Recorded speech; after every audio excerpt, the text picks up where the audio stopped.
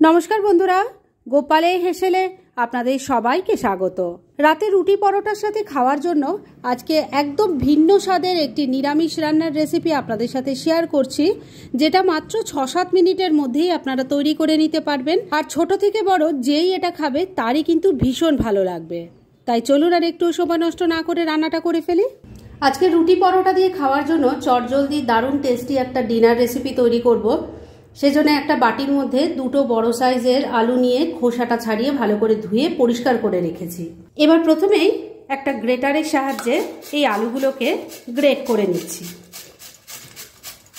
দুটো আলুকেই ভালো করে গ্রেট করে নিয়ে জলের মধ্যে রেখে দিয়েছি, না হলে এই আলুগুলো না খুব তাড়াতাড়ি লাল হয়ে যায়। এবার এই গ্রেট করা আলুগুলোকে ভালো করে জলে ধুয়ে নিয়ে রেখে দিচ্ছি আর নেক্সট স্টেপের দিকে এগোচ্ছি। এবার মূল রান্নাটা শুরু করব, সেজন্য কড়াইয়ে তেল গরম করে নিয়েছি। এর মধ্যে দিয়ে দিচ্ছি অল্প গোটা জিরে, দিয়ে দিচ্ছি 3টে চপ করা কাঁচা লঙ্কা। আমি এটা কাঁচা লঙ্কা দিয়েই রান্নাটা করব, তবে আপনারা যদি ঝাল বেশি পছন্দ করেন তাহলে কাঁচা লঙ্কার সঙ্গে শুকনো লঙ্কাও দিতে পারেন। এবার ফোড়নটাকে আগে কয়েক সেকেন্ড একটু ভাজা ভাজা করে নিচ্ছি। ফোড়নটা ভাজা ভাজা হয়ে গেছে। এবার এর মধ্যে দিয়ে দিচ্ছি 1 চামচ গ্রেট করা আদা, একটা মিডিয়াম সাইজের টমেটোকে গ্রেট করে নিয়েছি সেটাও দিয়ে দিলাম। এবার সবকিছু মিশিয়ে নিয়ে মশলাটাকে আগে ভালো করে কষিয়ে নিচ্ছি। মিনিট খানেক সময় নিয়ে মশলাটাকে একটু কষিয়ে নিয়েছি। এবার এর মধ্যে গুঁড়ো মশলাগুলো দিয়ে দেব। প্রথমেই দিয়ে দিচ্ছি হলুদের গুঁড়ো, ধনের গুঁড়ো দিয়ে দিলাম, সবই ছোট চামচের 1 চামচ করে দিচ্ছি। ছোট চামচের 1 চামচ জিরের গুঁড়ো যাচ্ছে, গরম মশলার গুঁড়োও দিয়ে দিলাম। দিয়ে দিচ্ছি স্বাদ মতো নুন, অল্প একটু জল দিয়ে দিলাম। এবার সবকিছু মিশিয়ে মশলাটাকে খুব ভালো করে আগে কষিয়ে নেব। মিনিট 2 সময় নিয়ে মশলাটাকে খুব ভালো করে কষিয়ে নিয়েছি। এর থেকে দেখুন এখন তেলটা সেপারেট হয়ে গেছে। এবার এর মধ্যে গ্রেট করে নেওয়া আলুটা দিয়ে দিচ্ছি। সবকিছুর সাথে মিশিয়ে নিয়ে খুব ভালো করে কষিয়ে নেব।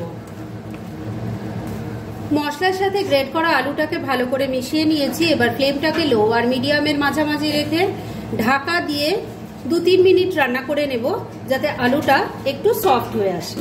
মিনিট 3 সময় নিয়ে রান্নাটা করে নিয়েছি। এবার ঢাকা তুললাম।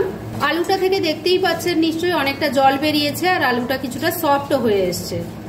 এবার এর মধ্যে দিয়ে দিচ্ছি আমি 1 মুঠো মটরশুঁটি, মিশিয়ে নিচ্ছি। আবারও ঢাকা দিয়ে মিনিট 2 রান্না করে নিচ্ছি। মিনিট 3 রান্নাটা করে নিয়েছি। এবার ঢাকা তুলছি, একটু নাড়াচাড়া করে নিচ্ছি। আলু কিন্তু এখন অনেকটাই সফট হয়ে গেছে। এবার এর মধ্যে আমি দিয়ে দেব কয়েক টুকরো ভেজে রাখা পনির। এটা কাজের সুবিধার্থে আমি আগেই ভেজে রেখেছিলাম, যদিও এটা কিন্তু এখানে দেওয়া একদমই অপশনাল। কিন্তু পনির দিয়ে এটা রান্না করলে খেতে কিন্তু সত্যি অসাধারণ হয়। ভালো করে মিশিয়ে নিচ্ছি। আর এর সাথেই দিয়ে দেব আরেকটা জিনিস, সেটা হলো অল্প একটু কসুরি মেথি। এটাকেও সবকিছুর সাথে ভালো করে মিশিয়ে নিচ্ছি।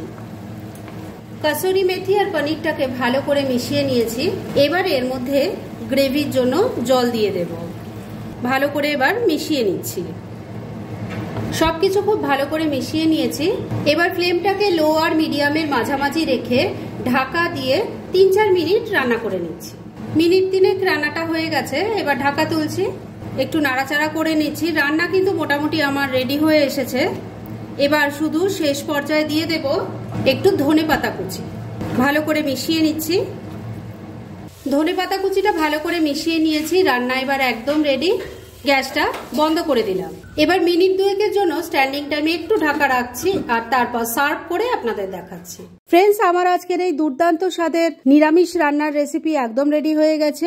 এটা রুটি পরোটার সাথে খেতে কিন্তু অসাধারণ লাগবে। তাই আগে যদি এভাবে না ট্রাই করে থাকেন, আমার রেসিপিটা দেখে একবার ট্রাই করতে পারেন। আশা করছি আপনাদের সবার খুব ভালো লাগবে। আর খুব কম সময় এটা তৈরি হয়ে যায়, তাই রান্নাঘরে কিন্তু বেশিক্ষণ থাকতেই হবে না। তাই দেরি না করে পারলে এটা আজই একবার ট্রাই করে ফেলুন। আর তারপর কেমন লাগলো সেটা প্লিজ কমেন্ট করে জানাবেন। এরকম ধরনের অনেক ভালো ভালো নিরামিষ রান্নার রেসিপি আপনারা গোপালের হেসেল সার্চ করলেই পেয়ে যাবেন, যার মধ্যে থেকে কিছু কিছু আমি সাজেস্টেড বক্সেও দিয়ে দেবো, সেখান থেকেও আপনারা দেখে নিতে পারেন। তাই গোপালের হেসেল অবশ্যই ভিজিট করুন। আর আপনারা কেমন ধরনের রেসিপি চাইছেন সেটাও কিন্তু আমাকে জানাতে পারেন। আমি চেষ্টা করব সেসব রেসিপিগুলোও আপনাদের সাথে শেয়ার করার। আর আমার আজকের এই রেসিপি যদি আপনাদের ভালো লাগে আর ইউজফুল বলে মনে হয়, তাহলে যারা এখনও আমার চ্যানেলটাকে সাবস্ক্রাইব করেননি তারা প্লিজ সাবস্ক্রাইব করুন। তাহলে আজকের মতো এখানেই শেষ করছি। পরদিন আবার এরকমই কোনো ভালো রেসিপি নিয়ে চলে আসবো। আপনারা সবাই খুব ভালো থাকুন, সুস্থ থাকুন।